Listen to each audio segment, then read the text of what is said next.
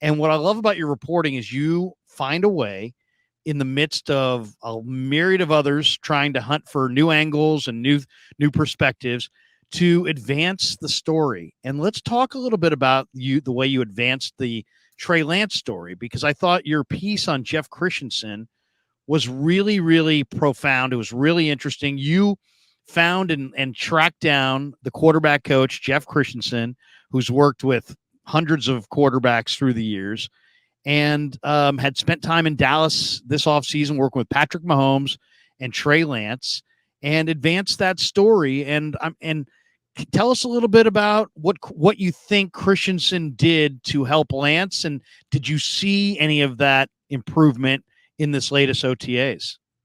I think so. I mean, it's so hard, and I don't want to pretend to be one of these reporters who say, "Oh yeah, he was throwing much more quickly. I mean, it was more compact." That was the sense that I got, and I Mhm. think most people agree that the delivery was better. It was a little bit more compact.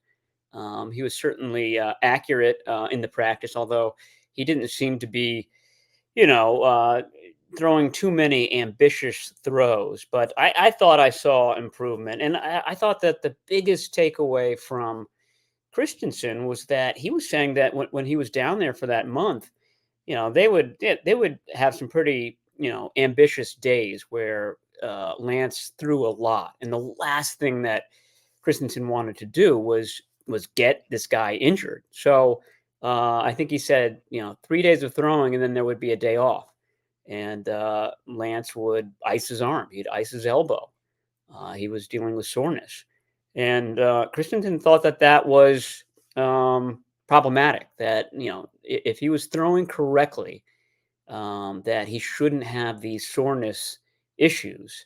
And so I thought the biggest thing was that, according to Christensen, by the end of those sessions, Lance's arm was feeling a lot better, and it wasn't causing him the same amount of pain. I.e., he had found a stroke that was natural. He wasn't putting undue burden on that elbow anymore. And I think a lot of it stems from that finger injury he had in 2021, and that just had a real sort of domino effect on everything else that goes into a throwing motion.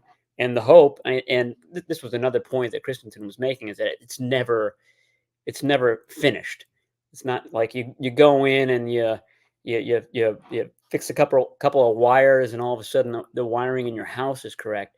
It's a constant battle. This is why Patrick Mahomes was down there as well. All of these guys, every one of them, Tom Brady, Aaron Rodgers, they work on their motion throughout the season, throughout the off season, and sometimes during the season, just to make sure that everything is going right. It's very easy to fall off track. An injury will do it. Bad games will do it. Pass rush will do it. Very, very easy to get knocked off of that nice throwing platform that you establish in the offseason. Who found Christensen? Was it Lance, or was it Mahomes for Lance? Is it Lance's agent, the 49ers? Who put the two sides together? I have no idea. I asked that question. It was a question that he declined to answer. So I don't know if it's sensitive or not. The 49ers like for their quarterbacks to work with a specific group, that 3D QB group, the one in Orange County that includes John Beck and Adam Dedeaux, because the 49ers know that Beck knows the Shanahan offense, and he knows the types of throws that these guys are making. He knows the timing of it. He knows what he can see things through Shanahan's eyes. So it's basically an extension of the coaching staff. So I don't know if there's any tension because of that. I don't think that Jeff Christensen is Kyle Shanahan's first choice, but if the end result is that this guy is throwing better, he's more accurate, and he's not in pain anymore. I'm sure that Shanahan sees the value in those two guys working together, and I don't know this for sure, but I think that the plan is for Lance to go back to the Dallas area in June, or whenever the minicamp is over, and kind of continue the Jedi learning with Yoda there for that long period between minicamp and training camp.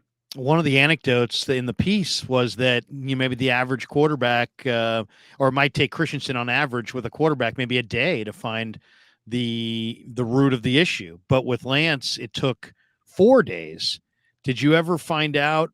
Was anybody ever go on the record as to say why it took Christensen longer to kind of figure out the issues that Lance was battling as opposed to most quarterbacks that he works with?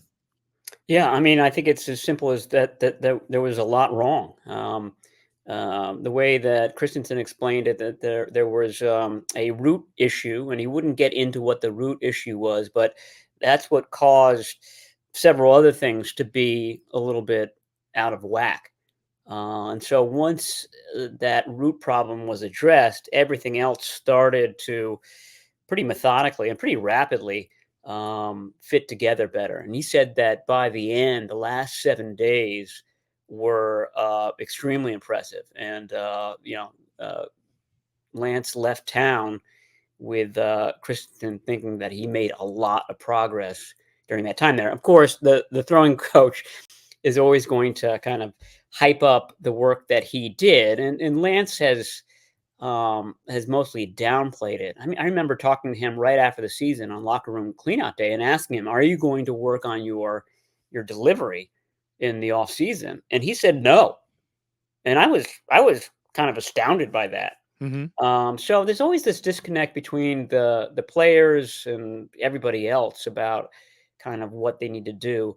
And I think there's also a disconnect between what fans and the media, certainly I, kind of look at with a quarterback. I mean, we're obsessed with the arm and the arm motion and where the elbow is and whether there's a looping motion.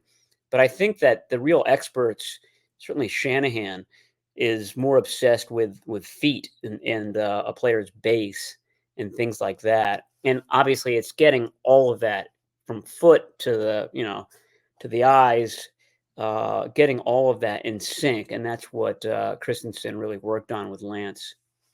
Well, it's really interesting. One, because we're led to believe that Lance's accuracy has potentially improved, and that the spin on the ball has improved. Last year, we saw some real, what I would call high speed wobbles, where Yeah. there's a lot of power in that arm, and the ball's not coming out really clean, and the wobble is wild.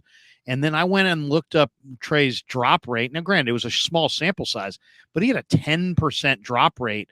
I think there were only like 2 other quarterbacks in the league who had a higher percentage of drops.